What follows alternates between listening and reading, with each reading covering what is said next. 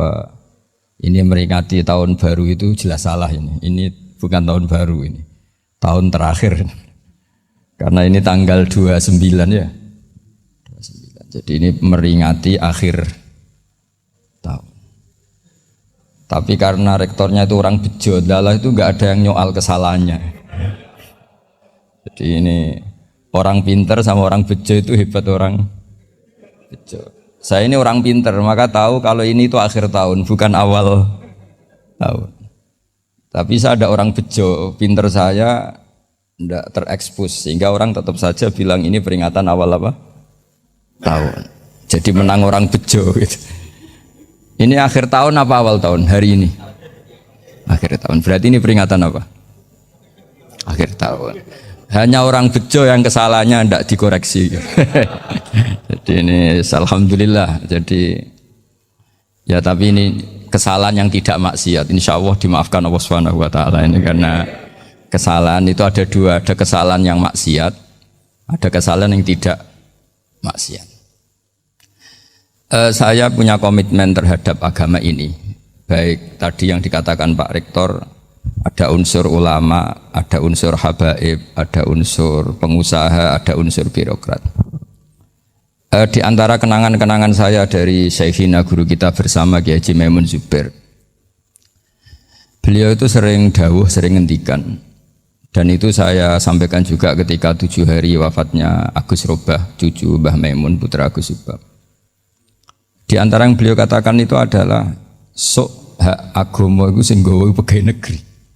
Itu berkali-kali beliau ngendikan gitu ya, saya agak bantah. Lah kalau santri bah, ya santri karuan mesti gawe agama, tapi sok ben sing gawe pegawai negeri. Setelah saya jadi kiai dan penelitian, saya itu berkali-kali didatangi dokter, tentara, juga polisi. Mereka sering bilang gini, Gus saya ini dokter negeri. Saya ke NTT, ke Papua, karena saya muslim, berkebutuhan Islam, maka dibikinkan musola, dibikinkan masjid. Kalau kiai tidak bisa, bikin sendiri urunan mau narik siapa, gitu. Mau narik tarikan di jalan yang mau nyumbang siapa. Tapi kalau kebutuhan negara karena tugas negara, ya difasilitasi negara dan tidak dianggap misionaris karena negara. Begitu juga di beberapa negara yang non Muslim kayak di Argentina, di Venezuela itu ada masjid, ada kajian Islam ya karena duta besar dan itu aparat negara.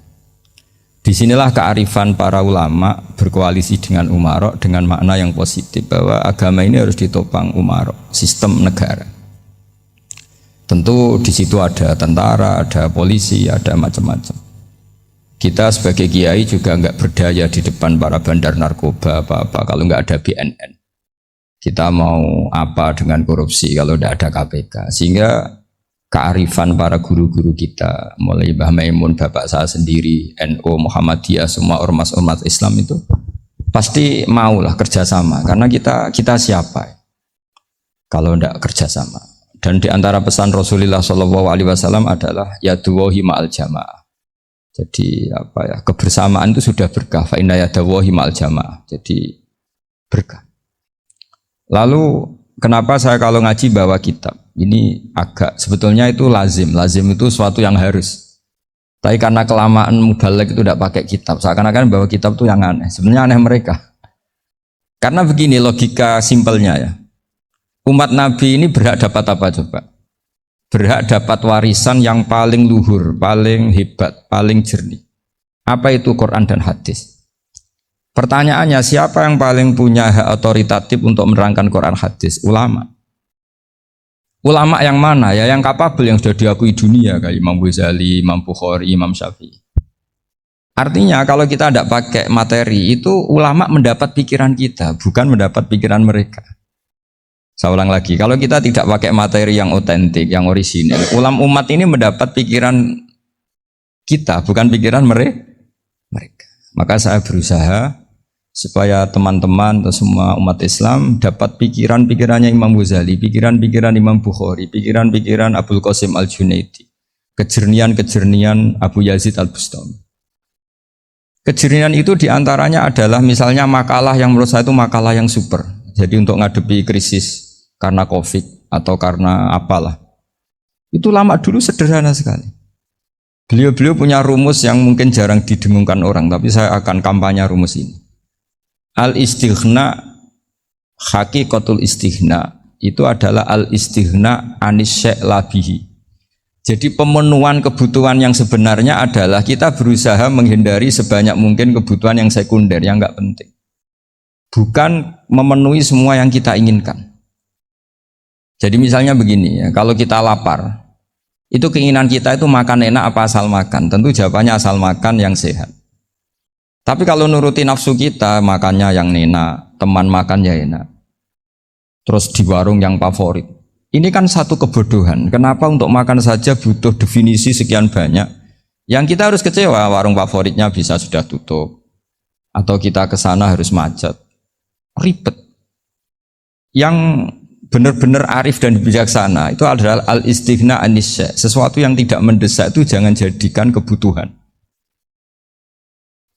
Sehingga kalau kita puasa misalnya, semua makanan itu enak karena kita sangat lapar.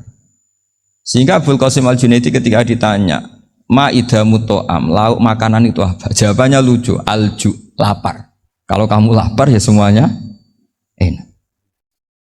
Ini sudah mulai hilang. Kita bilang makan enak itu ya sate, ya gulai, ya pizza yang kita senang. Akhirnya apa? Untuk nikmati nikmatnya Allah itu kita jadi ribet. Apalagi yang orang-orang fasik harus ditemani perempuan yang tidak halal misalnya, atau harus ada ajudan, ribet. Nah pertanyaannya, orang yang ribet sama yang nggak ribet itu pinter mana? Pinter yang nggak ribet. Nah ini kearifan-kearifan yang mulai hilang. Lalu siapa yang bisa mewarisi itu? Ya ulama. Jadi ulama itu cara berpikir sebenarnya simple. Makanya mereka sering kalau tahajud itu, di antara makalah Sayyidina Ali paling terkenal dan yang menjadikan beliau punya derajat yang luar biasa itu adalah kafani izzan antakuna li robban wa kafani fakhron an akuna laka abdan. Ya Allah, saya ini sudah begitu mulia, begitu terhormat dan sangat-sangat terhormat karena yang menjadi Tuhan itu Engkau. Jadi rumus pertama itu karena menjadi Tuhan itu Engkau. Hanya Tuhan yang abadi, Tuhan yang pertama, artinya Tuhan yang al-awwal. Coba ya Allah, kalau saya ini punya Tuhan Fir'aun, punya Tuhan mati jadi tontonan lagi, itu kerennya di mana coba? Andaikan kita punya Tuhan Fir'aun, atau punya Tuhan yang asal usulnya manusia, apapun hebatnya manusia itu, kita punya Tuhan manusia itu.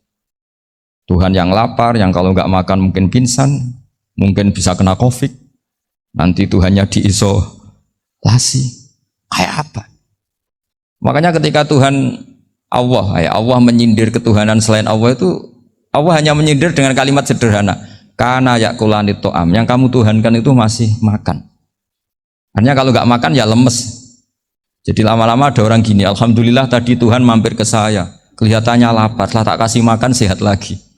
Susah nggak punya Tuhan yang seperti itu. Beda dengan Tuhan kita, Tuhan yang nggak butuh makan, nggak butuh minum, al-qayyum, zat yang berdiri sendiri tanpa butuh yang lain, al-awwal. Sebelum ada langit bumi sudah ada Tuhan kita yaitu Allah. Bandingkan dengan Tuhan-Tuhan yang dipertuhan yang lain, yang adanya setelah bumi, misalnya Fir'aun dan sebagainya. Sehingga Sayyidina Ali pertama jadi kebanggaan apa? Kafani izzan antakuna li robban. Saya ini keren betul, karena punya Tuhan yaitu Engkau. Tuhan yang lahul asma'ul husna, Tuhan yang semuanya punya kebaikan, punya keabadian, punya keagungan. Terus wa kafani fakhron an akuna laka abdan, dan saya bangga sekali karena saya menjadi hambamu.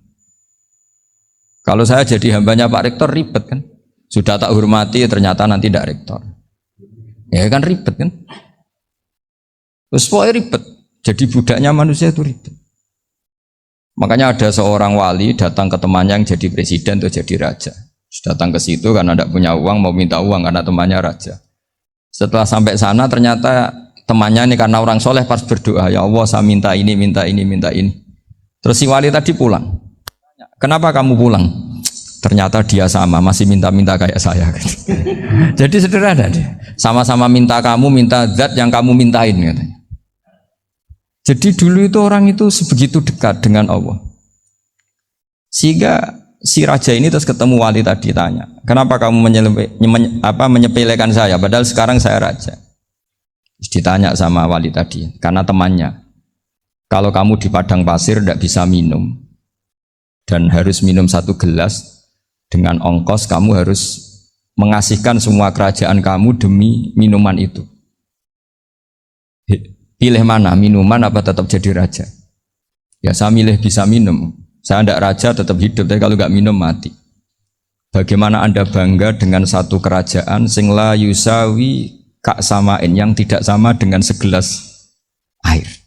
Jadi artinya terus mereka melihat jadi raja itu ya biasa, jadi presiden biasa, jadi rektor biasa. Karena mereka biasa berlogika hakikatul izzah itu ya taqarrub ila Allah, yang benar-benar terhormat itu ya dekat dengan Allah. Begitu seterusnya mereka bikin paradok-paradok yang aneh, tapi itu menjadi pelajaran. Bapak saya Ki Nur Salim itu senang baca anekdot Nasiruddin Koja. Itu kalau bikin orang-orang aneh, itu dia datang ke satu pesta, pakai baju lusuh, pakai sarung lusuh atau celana lusuh, sama Sohibul Bait yang punya acara dibiarin. Setelah dibiarin dia pulang pakai jas, pakai dasi, pokoknya keren. Dihormatin, pakai alpat, pokoknya dihormatin. Silakan. Pas dia disuruh minum, minumannya itu disokkan saja ke sakunya. Jas, kamu harus minum yang banyak, karena kamu yang dihormati, bukan saya. Terus makanannya semuanya diletakkan di saku, ada yang apa? Ayo kamu makan yang banyak. Alpatnya juga gitu, dikasih sate apa? Ayo kamu makan yang banyak. Mereka tidak melihat saya, melihat kamu. Akhirnya orang satu pesta itu istighfar semua, berarti kita ini salah. Terus dia pidato, kenapa kamu uang gitu? Tadi saya datang, orangnya sama. Gara-gara beda pakaian, penghormatannya beda. Berarti yang berhak dapat makanan ini jasa ya, bukan saya. Betapa naifnya kita sebagai orang. Ternyata kita masih hormat sesuatu yang seperti itu, yang atribut lah. Jadi orang-orang sufi itu orang yang bisa menertawakan dunia. Akhirnya ya, pertama dia dianggap orang gila, masa jas dikasih makan, dikasih minum. Tapi secara fikih dia benar, haram dia makan. Karena pas dia datang dibiarin, setelah pakai jas dikasih makan. Berarti hakikat yang dapat rezeki siapa? Jasnya apa orangnya? Jasnya apa orangnya? Jasnya. Jadi itu orang-orang sufi, kearifan orang-orang dulu itu bisa ngelola hal-hal yang keseharian menjadi luar biasa. Ada seorang wali melihat istrinya makan 1 piring, anaknya makan 1 piring. Ditanya, kalian kenyang? Wah, kenyang sekali. Melihat anaknya minum kopi 1 cingkir, senang. Kalian senang sekali. Wah, kalau senang dengan hal-hal yang murah bisa, ngapain harus senang dengan hal-hal yang mewah? Bodoh sekali saya. Sehingga terus mereka bisa qanaah. Qanaah itu ya hidup itu simpel, sederhana. Jadi tentu saya tidak akan ngomong yang muluk-muluk, selain itu tidak bidang saya juga apa ya. Kita ini butuh obat di kondisi Covid seperti ini, butuh kesederhanaan, butuh apa ya, istighna tadi. Kita harus istighna billah an ghairillah. Jadi sudah cukup bahwa Allah ini segalanya. Sehingga tadi saya dengarin himnenya Unisula, yang paling saya kagum adalah dimulai dengan kalimat-kalimat thayyibah. Di antara tugas suci Nabi Ibrahim dan semua nabi adalah wa ja'alaha kalimatam baqiyatan fi aqibi. Nabi Ibrahim itu nabi yang diberi gelar Allah. Dia adalah nabi yang menjadikan kalimat tauhid itu kalimat yang abadi. Fi aqibi, di anak turunnya, di semua generasinya, baik anak turun karena gen maupun karena pembinaan, karena pendidikan. Ini penting sekali saya utarakan karena apa? Satu kehidupan itu sebenarnya digerakkan oleh kata-kata, oleh moto kalau orang bahasa modern. Sehingga banyak ulama mengatakan al-ibarat kutun li'ailatil mustami'in, bahwa redaksi atau moto atau pegangan hidup itu penggerak kehidupan. Sehingga sebetulnya manusia itu digerakkan oleh kalimah-kalimah itu, oleh moto-moto itu, oleh prinsip-prinsip hidup itu. Misalnya orang Palestina itu tiap hari ke pasar gitu. Mereka ke laut gitu. Ditanya, kenapa tidak takut tembak Israel? Jawabannya lucu. Kena tembak ya mati, enggak makan ya mati. Enggak kerja ya mati. Ya sudah, sama-sama mati ya mendingan aktivitas normal. Tapi saya tidak menyarankan itu untuk melawan COVID. Ini cerita saja nanti. Kamu jangan provokator itu. Karena ini wilayah sensitif. Jadi banyak orang yang poligami, kalau ditanya alasannya gitu, istri satu ya cerewet, dua ya cerewet, mendingan 4 katanya. Ya banyak ya gitu. Tapi ada yang kebalikan, istri satu cerewet saja hampir jantungan, apalagi 4, tinggal matinya kan gitu. Itu semua yang menggerakkan itu kalimat. Kalimat itu satu pegang. Banyak orang loh yang nggak ingin jadi rektor tuh banyak loh Pak Bejo. Jangan kira semua dosen ingin jadi rektor. Melihat rektor sibuk rapat mempertahankan reputasi Unisula terus sering pegang kepala. Ngapain repot-repot? Jadi tukang sapu aja dapat gaji, ngopi, rokokan selesai. Bodoh amat jadi rektor, mikir orang banyak. Banyak loh orang yang nggak ingin jadi presiden tuh banyak. Karena ngopi nyaman, nggak ada yang ganggu. Mau tidur sampai jam 9 siang juga nggak ada yang ganggu. Sehingga mereka melihat pegawai negeri itu gak keren, orang kok diatur jam, disiplin. Itu memang cara Allah membagi rahmat. Mau kamu apakan coba? Cara syukurnya dia seperti itu. Bapak saya dulu tuh sering ngajarin saya, diajak jalan-jalan pagi-pagi. Melihat orang ngopi, makan uduk itu bapak seneng. Kok enak jadi wong awam. Ngene esuk-esuk nyemak bocah kesel kabeh kono enak ngopi rokokan. Bapak kadang iri sama orang awam itu iri. Sudah gitu berharap masuk surga kan enak sudah gitu. Tahu-tahu mati, tidak tahu ke surga apa ke neraka ya tidak tahu. Jadi nah, orang dulu itu orang yang bisa mensederhanakan dunia. Sehingga ya sudah cara bahagia. Makanya saya alhamdulillah saya ini kerjasama sama UII sama beberapa kampus. Memang amdan itu sengaja.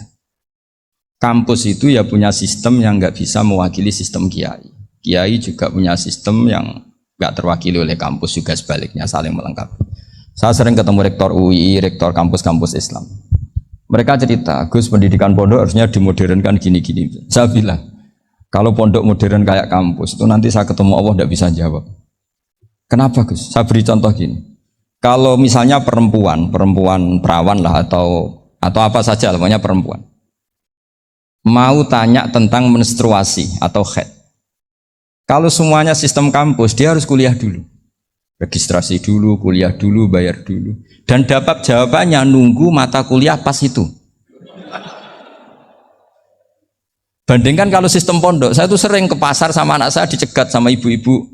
Gus, anak saya ngalami gini-gini, keluar darah terus menerus, nggak 6 hari tapi 1 bulan penuh. Itu hukumnya apa Gus ya? Nanti saya mau sowan ke jenengan. Nggak usah sowan di sini aja. Ya sudah. Sebelum mengeluarkan darah yang rutin seperti itu biasanya haidnya berapa hari? 6 hari ya sudah ikut yang 6 hari, yang lainnya istighatsah. Ngoten tok Gus, ya udah ya. Begitu terus di masalah udhiyah. Ya coba kalau semuanya pakai sistem kampus, daftar dulu, bayar dulu. Jadi ini nggak ada jawabannya, nunggu mata kuliah itu. Baru dapat jawaban, itu biasa nggak sholat bertahun-tahun karena belum ada jawaban tentang itu. Ya itu kalau misalnya orang mati, tahunya cara memulasara jenazah itu nunggu kuliah dulu, pas mata pelajaran itu dulu, baru menangani orang mati. Berarti orang mati itu tergeledak semua. Tapi kalau kiai kan enggak. Kesini orang mati terbakar, kalau dimandiin malah badannya copot-copot, itu gimana hukumnya? Ini ada orang mati Gus Kendat, ini disolati apa enggak? Ada orang mati oplosan ya, itu disolati enggak? So sering ditanya gitu. Gak usah registrasi Pak Rektor, gak usah registrasi, gak usah daftar, gak usah seminar. Makanya kalau orang kampus wani kiai itu ya kualat tenan gitu, karena ini yang on time ya. Tapi pondok seperti saya ya ikrar seikrar-ikrarnya pentingnya kampus karena melatih efisiensi waktu, disiplin, tata kelola manajemen sehingga kita ya hormat. Tapi tadi kita harus saling melengkapi sehingga saya tunjukkan ke publik bahwa saya hormat sekali sama polisi, sama tentara. Coba kita bisa apa ngadepi bandar narkoba kalau enggak polisi? Bisa apa coba menjaga NKRI kalau enggak tentara? Begitu juga ya sudahlah kita memang fa inna yadallahi ma'al jamaah, kita berkah itu kalau bersama-sama. Enggak bisa kita sendiri. Nah lalu orang kayak saya itu ya beberapa kali sebetulnya saya itu ditawanin jadi doktor honoris causa apa. Kekhawatiran saya satu Pak Bejo. Takut pas gak punya uang, itu dokter gak di duit kan gak pantas gitu. repot gitu, daripada beban lah sudah lah, nggak usah dokter. Jadi kalau nggak punya uang ya pantes, terus kalau ngebis ya pantes. Suatu saat kalau mati nggak ada yang hadir ya pantes, nggak dokter gitu. Kalau sudah dokter kok masuk neraka, dokter kok masuk neraka kayaknya apalagi rektor kampus Islam kok masuk neraka itu kan kok kayak nggak pas itu. Misalnya rektor Unisiola ditanya mungkar nakir, nggak bisa kan kayak gimana gitu. Makanya harus sering ngaji saya supaya nggak malu di depan mungkar nakir. Masa rektor ditanya mungkar nakir nggak bisa. Harus berani bentak. Ini saya rektor loh Pak mungkar nakir. Masa kalau wali-wali dulu berani. Masyhur di cerita wali-wali ditanya marabbuka manabuka. Saya ini guru tauhid. Kok kamu tanya marabbuka manabuka yang ngelotok? Kamu tidak pernah ngaji, enak aja tanya. Jadi wali-wali itu ya rileks ngadepi mungkin. Saya akan rileks wali di Bang Pak Rektor. Saya yakin itu. Karena wali itu lebih dekat Allah. Sehingga orang dulu itu saya ulang lagi ya, ada satu kearifan namanya hidup itu apa? Hidup itu adalah cari sebanyak mungkin supaya hidup itu tidak tergantung pada banyak hal. Sehingga misalnya cara berpikir orang-orang modern itu sebenarnya banyak orang-orang ilmuwan yang nggak ngagumi Amerika. Bukan karena angkuh ndak. Untuk mempertahankan kebesaran negara sebesar itu, kebutuhan listriknya besar, kebutuhan tentaranya besar, kebutuhan apa? Sementara negara kayak Venezuela atau Swiss kebutuhannya ada banyak. Pertanyaannya, yang tergantung dengan banyak hal sama yang tidak tergantung banyak hal, itu pinter mana? Kalau dibalik pertanyaannya gitu, negara-negara maju itu tidak keren kalau dibalik pertanyaannya. Orang yang untuk mempertahankan eksistensinya banyak, butuh banyak hal, dengan yang tidak butuh banyak hal, itu pinter mana? Orang yang bahagianya nunggu jadi dokter, nunggu jadi kiai besar, kiai viral, dengan orang yang bahagia cukup dengan ngopi, itu pinter mana? Tapi kalau dibalik pertanyaannya, orang yang tahunya nikmat hanya kopi, dengan nikmat yang banyak, pinter mana? Makanya Mbah Mun tuh kalau guyon itu lucu. Aku iku sakake ambek wong desa sing mlebu swarga. Saya dulu eskal mlebu swarga kok disakeni. Akhirnya beliau memberi penjelasan. Wong desa iku roe pakanan enak, iku mau kopi mbek uduk. Lah swarga iku mau nuruti sing dikarepno. Akhirnya wis mau mangan, wis ngopi, nguduk, ngopi ora roh pakanan liyane ku ora roh. Nasi mandi yo ora roh, pizza yo ora roh apa-apa. Terus saya bilang, wah lah niku nak nganti selera tentang wanita cantik. Iku juga sederhana. Rodok pesek ya wis cantik, rodok ireng ya wis. Apa bidadarinya seperti itu karena saking enggak pengalamannya. Jadi surga itu kan nuruti apa yang diinginkan. Kira-kira keinginan orang kampung kalau di surga itu apa coba? Makanan apa coba? Ya, nak senengnya ketemel gemblong itu. Artinya malaikat lebih suka nangani surganya orang-orang kampung di Bang Pak Rektor. Ini sudah ribet ini. Makanan apa saja sudah harus dicoba. Terus kalau di mall tahu orang macam-macam, seleranya macam-macam pasti. Enak mana kalau sampai jadi malaikat pelayan surga? Suka ngelayani orang kampung apa yang orang kota? Orang kampung kan? Jadi ya itu guyon ya, guyon tapi itu menjadi pikiran kita bahwa orang yang banyak kebutuhan itu sebetulnya banyak kebodohannya karena menggantungkan kebahagiaannya dengan banyak hal. Makanya Imam Syafi'i ngendikan istighna itu apa? Al istighna anis sya'labi. Yang dikatakan kecukupan adalah berusaha sebanyak mungkin banyak hal tidak kamu butuhkan. Bukan memenuhi semua kebutuhan kamu karena nafsu kamu ini tidak ada batasnya gitu. Kalau kamu penuhin nggak akan selesai. Itu ada perempuan yang kurang cantik itu minta doa saya, Gus doain suami saya kaya, terus tak guyonin, terus nggak minta. Kalau suami kamu kaya, yang pertama dirubah itu apa? Rumah supaya rumah saya bagus. Kedua apa? Mobil supaya mobil saya bagus. Nanti yang dievaluasi itu kamu. Mobil bagus, Alphard, rumah mewah, istrinya kamu. Pasti itu dievaluasi. Langsung nggak usah sudah gini aja kan. Jadi pertama yang dievaluasi itu kaya itu coba kalau suami kaya itu yang dievaluasi pertama rumah ya, rumah ganti. Setelah itu apa? Mobil. Kira-kira berikutnya akhirnya harus bagus nggak jadi. Nabi Ibrahim itu pernah minta umur panjang. Keren umur panjang. Sama Allah nggak dijawab. Datang orang tua gitu mertamu ke Nabi Ibrahim. Terus disuguhi dikasih kurma. Apa itu? Kok kurma apa? Anggur. Anggur yang sudah matang. Matang sekali. Sudah dimakan. Setelah dimakan meler keluar lagi. Dimakan lagi meler lagi. Terus Nabi Ibrahim masuk lagi ke kamar. Ya Allah, doanya tak cancel. Nanti kalau saya tua kayak itu. Jadi Allah itu nggak jawab langsung tapi ngirimkan itu. Akhirnya ya Allah nggak jadi. Nanti takut itu.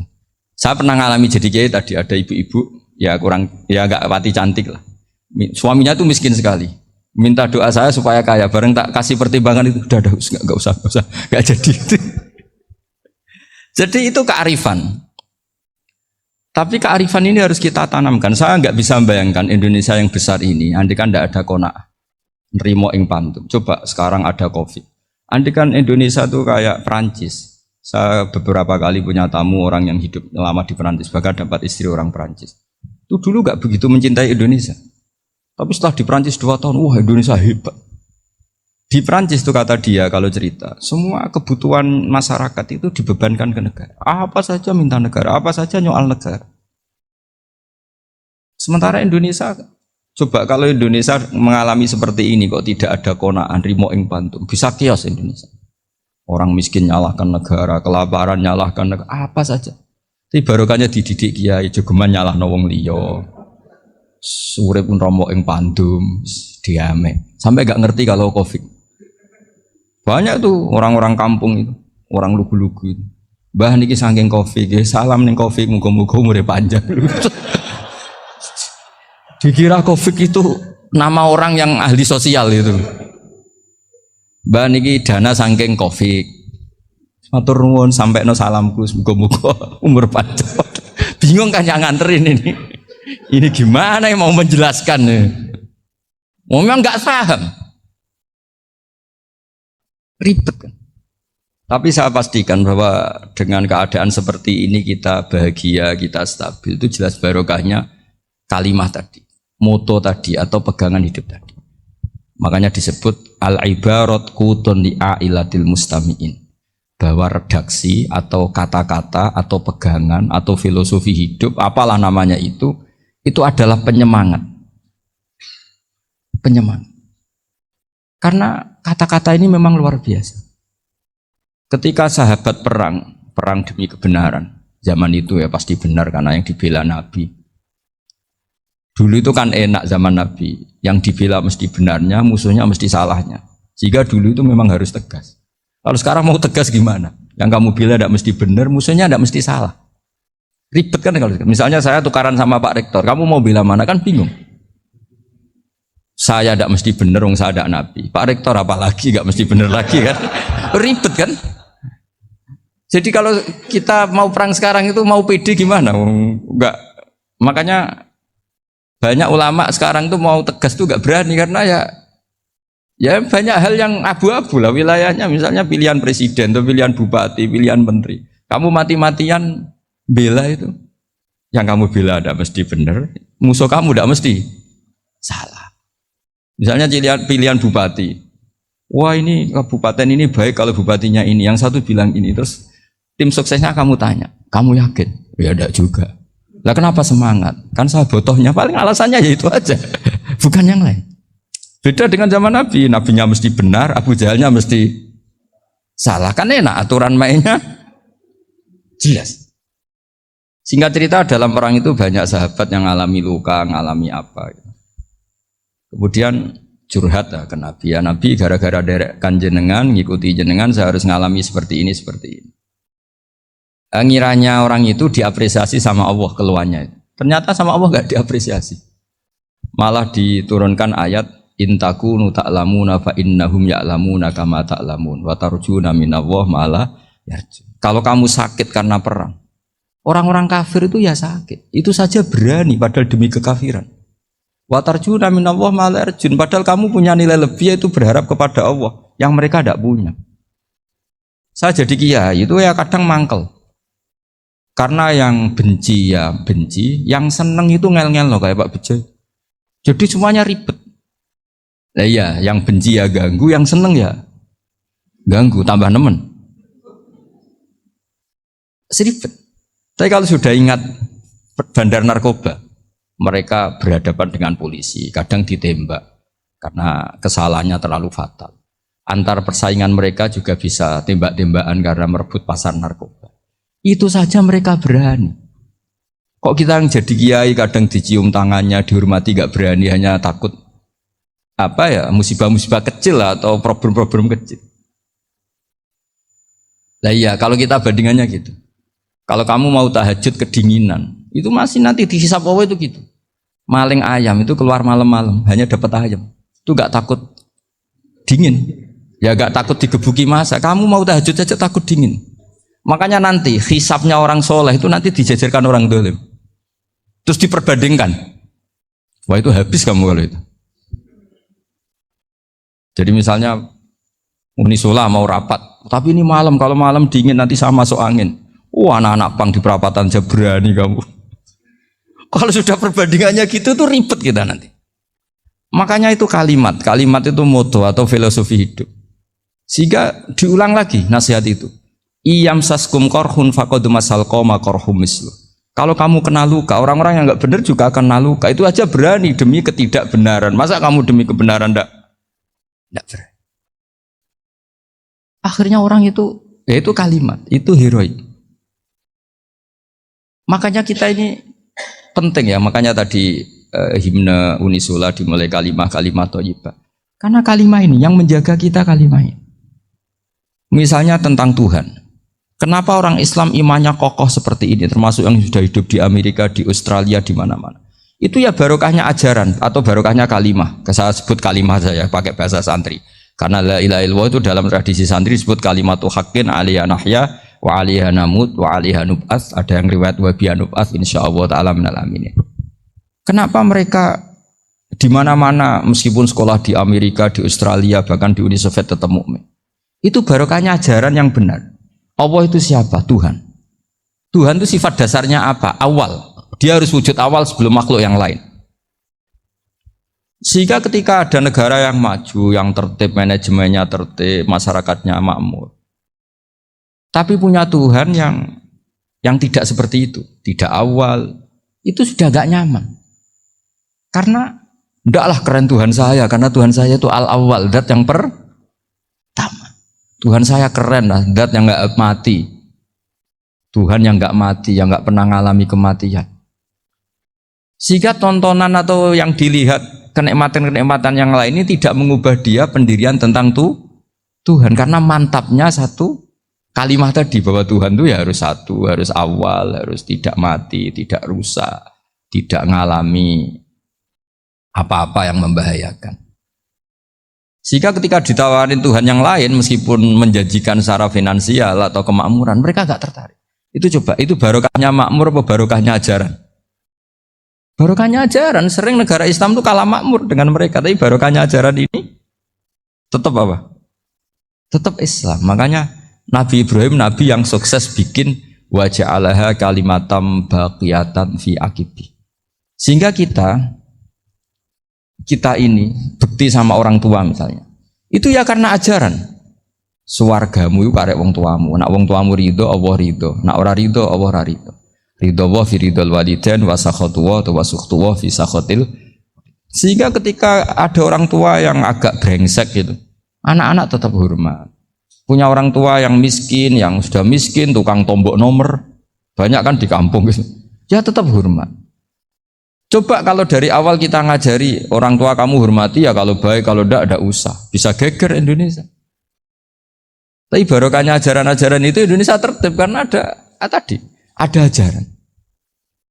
Nah ini di sini pesantren dan Unisula semua harus berkontribusi membuat ajaran yang benar itu adalah ciri utama Islam. Sehingga Islam ini dimulai dengan ajaran kalimatu haqqin alaiha nahya wa alaiha namut.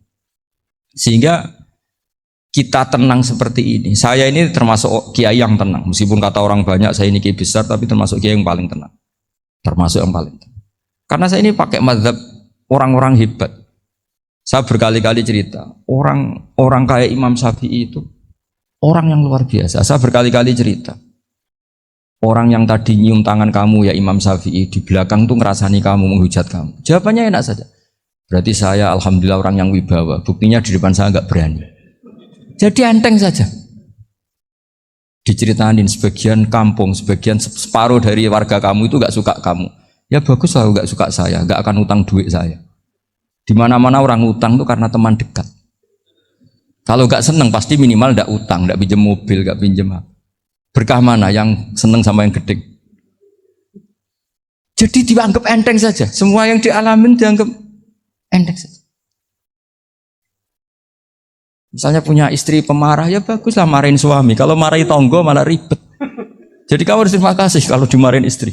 Baguslah marahin saya mah, kalau marahin tonggo ribet. Jadi enteng saja. Tapi kita sekarang tuh karena nafsu ya, sehingga menghadapi hidup ini ribet. Ulama dulu kalau mau mati itu senengnya bukan main.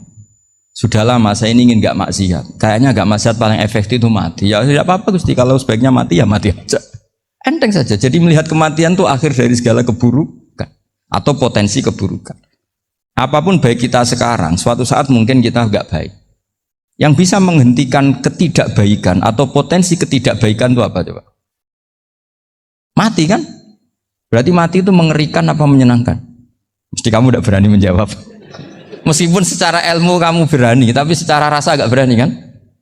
Saya ulang lagi ya. Yang bisa menghentikan keburukan atau potensi keburukan itu apa coba? Apa? Kematian. Berarti kematian itu menyenangkan atau menyusahkan? Apapun kamu tidak berani jawab karena kamu agak-agak duniawi itu kelihatannya. Tapi secara ilmu, kamu tahu kan kalau mati itu tidak buruk-buruk banget.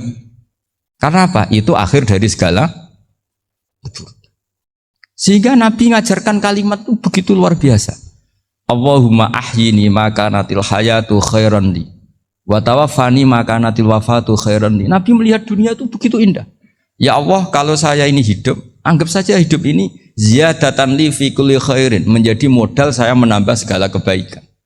Jika suatu saat saya mati, anggap mawon rohatan li min kulli syarrin, itu akhir dari segala keburukan saya. Sehingga mati hidup ya baik karena di situ kita bisa berkontribusi beramal soleh.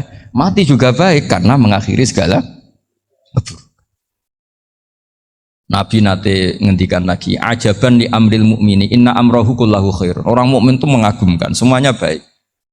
In asobathu na'ma syakara fakana khairan lah. Kalau baru dapat nikmat, dia syukur, maka itu baik. Wa in asobatu dorro sobaro, kalau dapat masalah mereka sabar, itu juga baik. Sehingga orang mukmin dua sisinya pasti baik.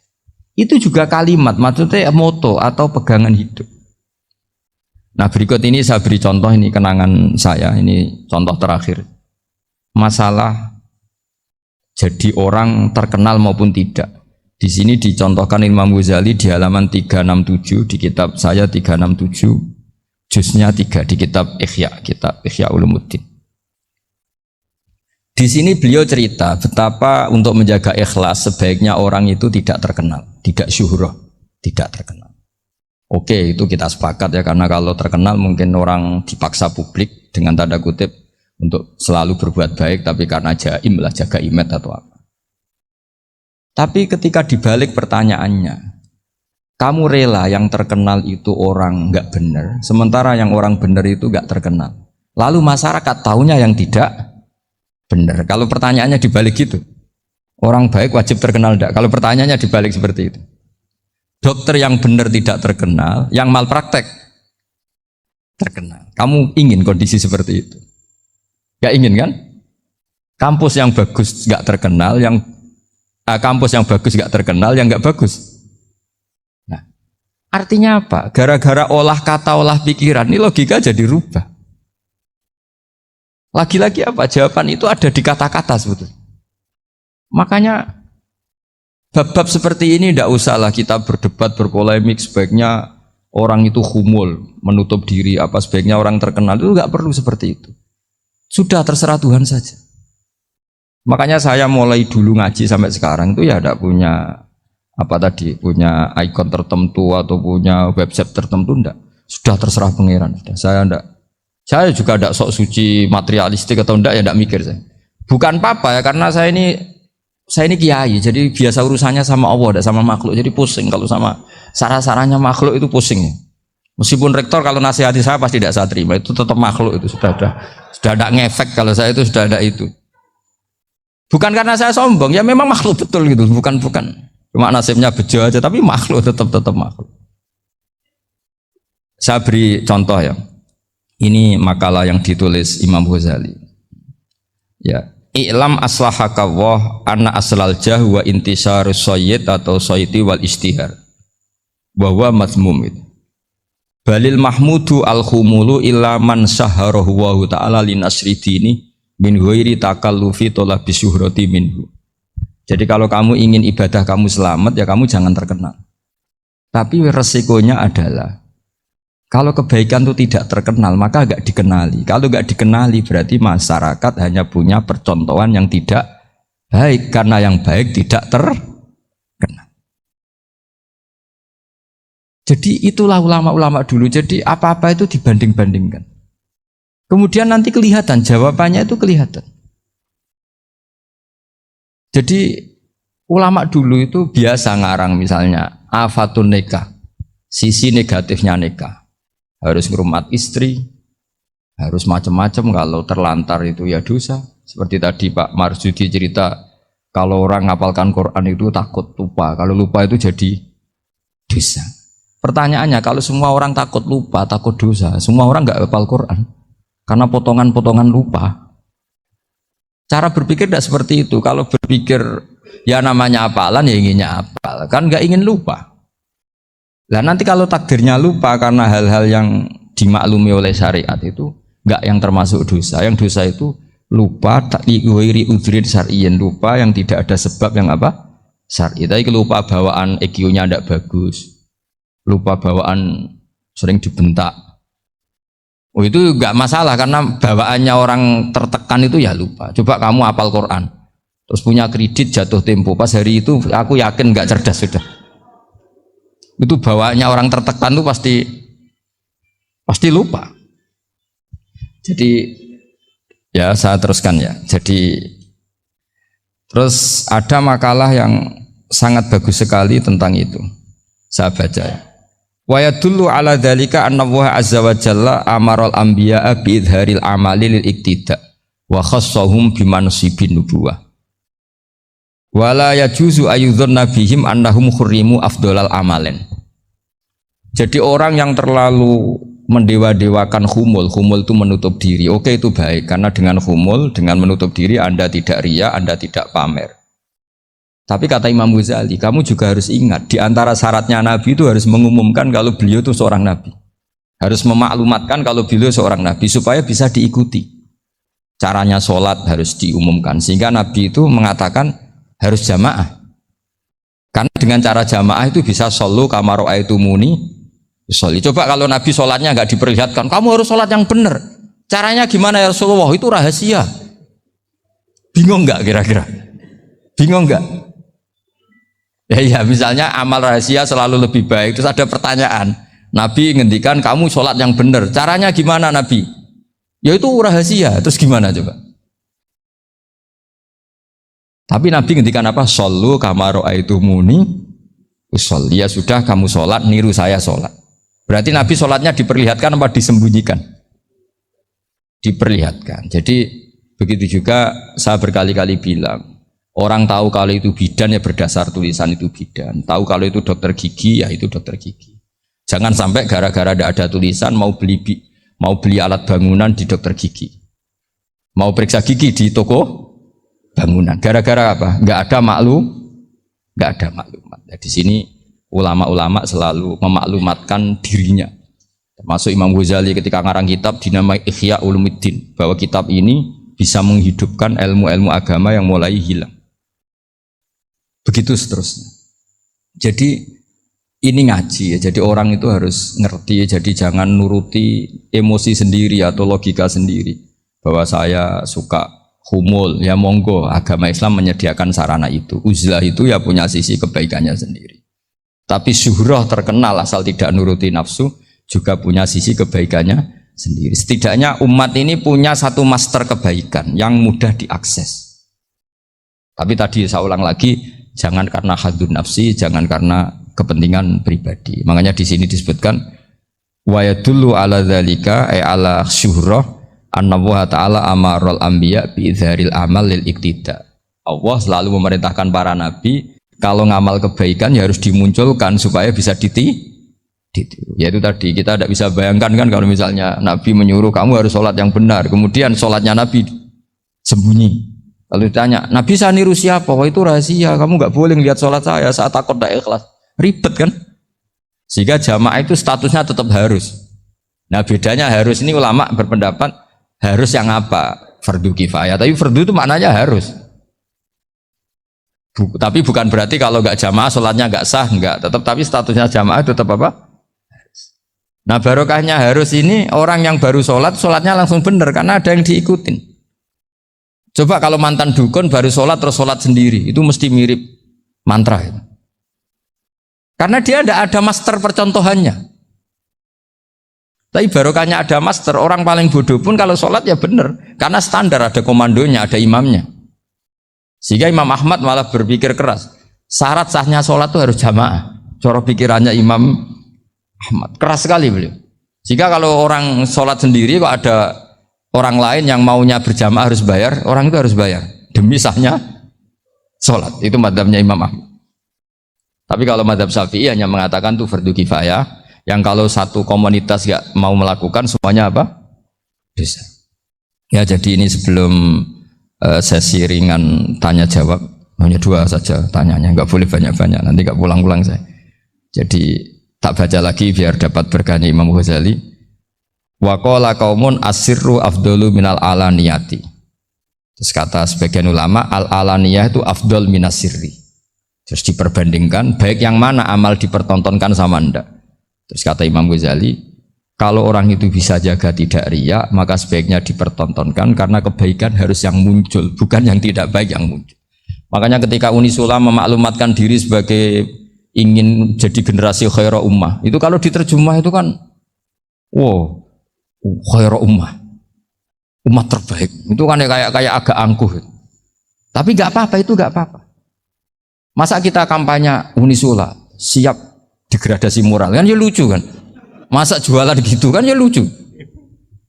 Ya sudah, kita memang ingin mengkhidmati ummah, berbakti dengan umat, membantu supaya jadi generasi khairah apa? Tidak apa-apa, dimaklumatkan supaya dengan itu umat punya sarana. Oh kalau ingin jadi khairah ummah, kuliah di sini. Jangan lalu enggak gitu. Ya sama kita dokter, maklumatkan saja dokter gigi, dokter kandungan, dokter bedah. Sehingga orang kalau mau bedah ya jangan ke dokter kandungan. Jadi barokahnya maklumat ya. Jadi saya mohon sekali ini, saya sendiri sebetulnya orang yang enggak siap terkenal sebetulnya, tapi ya sudah terserah Allah saja. Kalau itu cara Allah menyebar kebaikan, ya monggo. Pokoknya kita tawakal saja sama Allah Subhanahu wa Ta'ala. Ya, saya kira demikian. Assalamualaikum warahmatullahi wabarakatuh.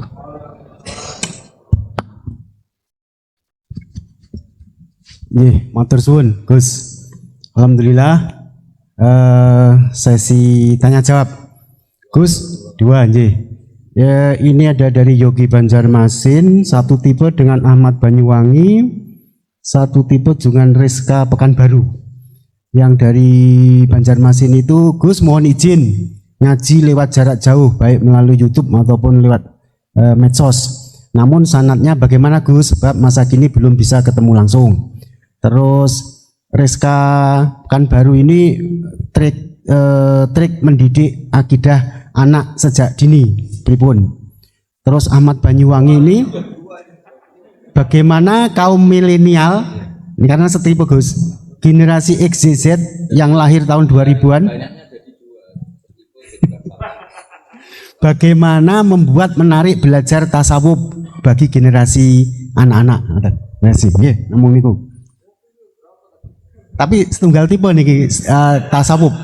Bagaimana belajar tasawuf untuk generasi-generasi yang cik nom-nom niku. Terus satu itu tipe dengan mendidik anak.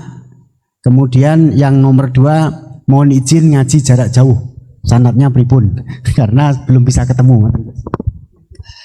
Begini ya, saya mungkin yang kesekian kali ya punya tamu dari Kalimantan, dari Sulawesi. Memang kalau sebagian mereka pernah mondok itu tersiksa karena ngaji saya hanya lewat virtual atau lewat medsos.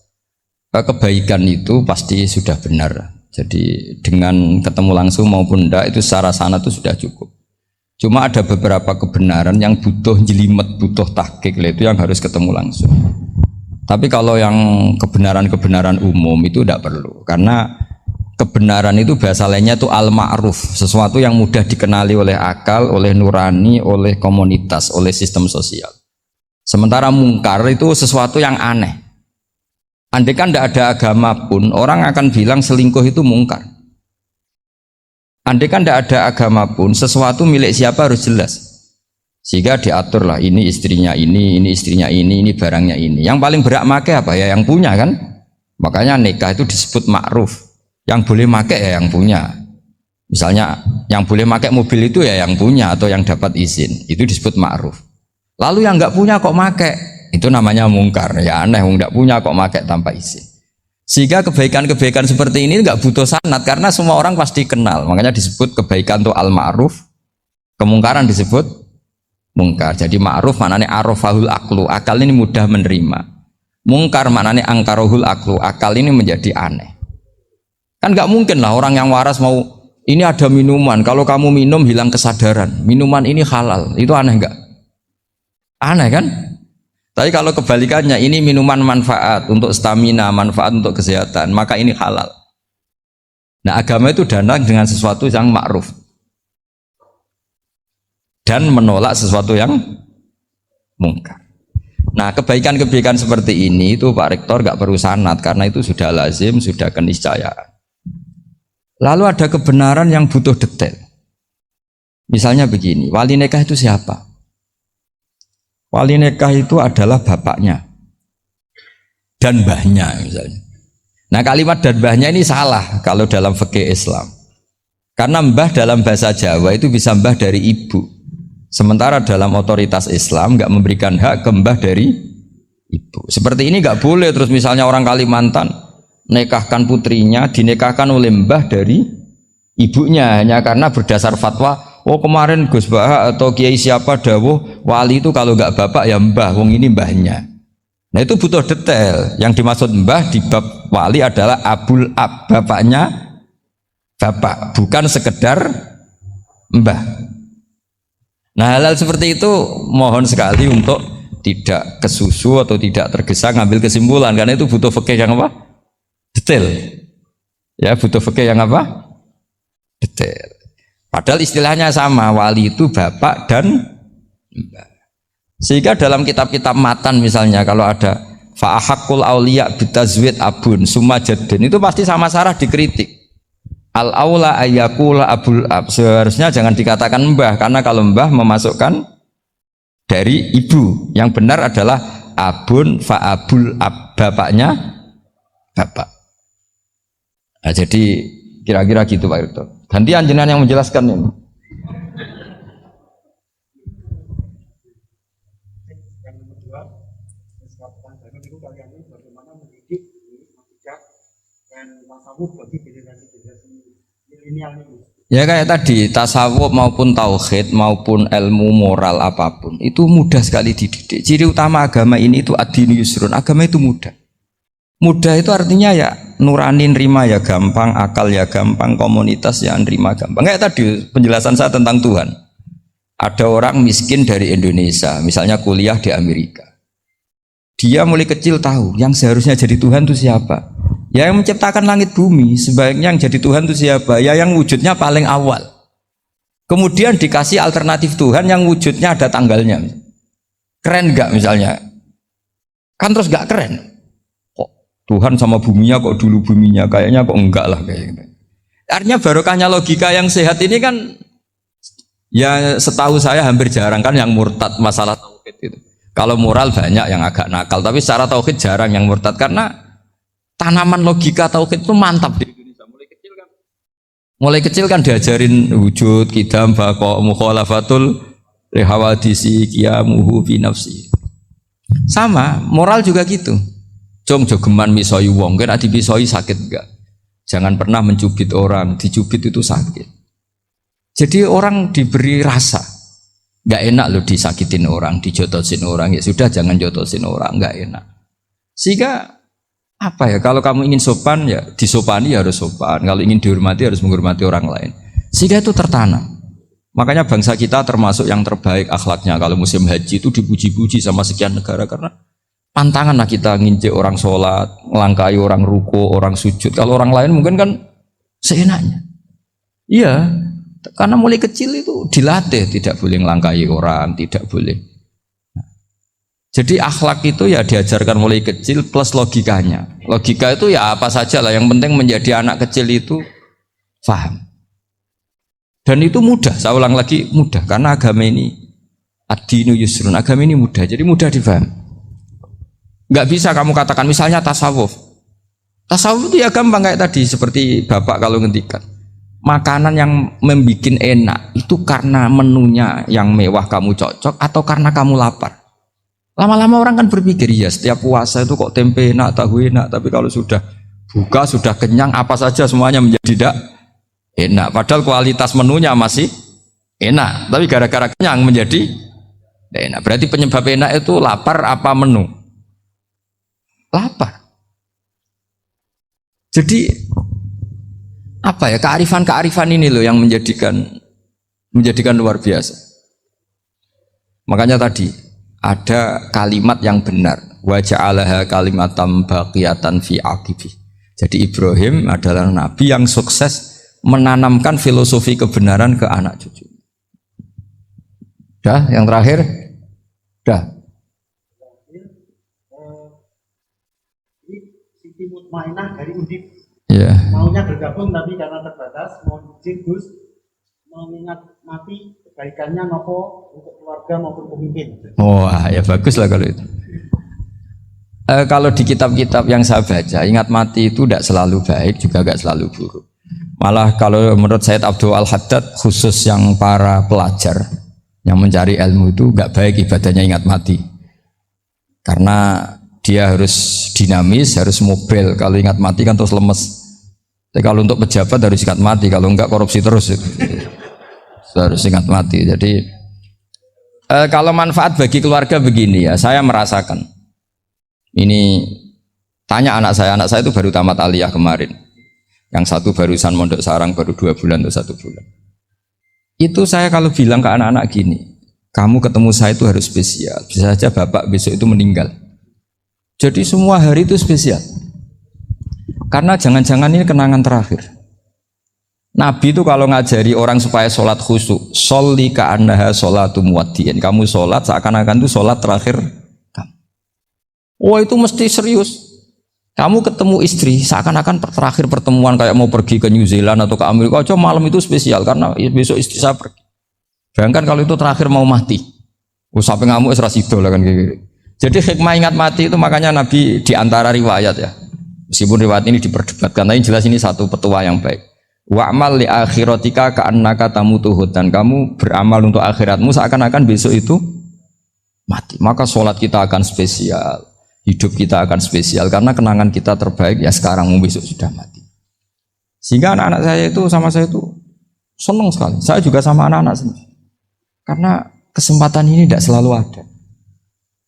Jadi tapi ada kalimat untuknya wa'mal di dunya ka i'mal di dunya ka ka'annaka ta'isu abadan. Untuk duniawi kamu seakan-akan hidup selamanya. Itu maksudnya itu rileks saja. Misalnya hari ini urusan nggak selesai, besok masih ada hidup. Nggak selesai, besok masih hidup, sehingga rileks. Tapi kalau urusan akhirat harus selesai sekarang karena besok sudah mati. Jadi ingat mati itu positifnya ya tadi, semuanya akan indah. Coba orang yang mau meninggalkan Indonesia, misalnya nyuwun sewu LSM yang biasa demo atau mahasiswa yang biasa demo, terus tawarin besok kamu kuliah di Rusia. Itu warung apa saja kenangannya baik semua karena mau meninggalkan Indonesia. Tapi kalau tahu gak meninggalkan Indonesia, demo terus. Orang-orang sering demo, tawarin ke luar negeri, kira-kira mau nggak? Pasti lebih suka apa? Indonesia. Orang paling miskin yang ngeluh terus di dunia ngeluh, gak pernah nikmat, tawarin mati, mau nggak? Nggak mau kan? Ya, jadi untuk supaya hidup ini nikmat, semuanya itu anggap kenangan terbaik Anda dan itu bisa saja kenangan terakhir. Makanya resepnya Nabi supaya sholat khusyuk apa? Sholli sholatam wadiin, kamu sholat ka'anha sholatum wadiin, seakan-akan itu sholat apa? Terakhir. Sehingga terus kita nyaman, kita apa? Dan kita nganggap ini sholat yang terakhir. Nanti ternyata masih lagi. Ya sudah, itu sholat yang terakhir lagi. Sehingga semuanya apa? Spesial. Ya gitu Pak Rektor.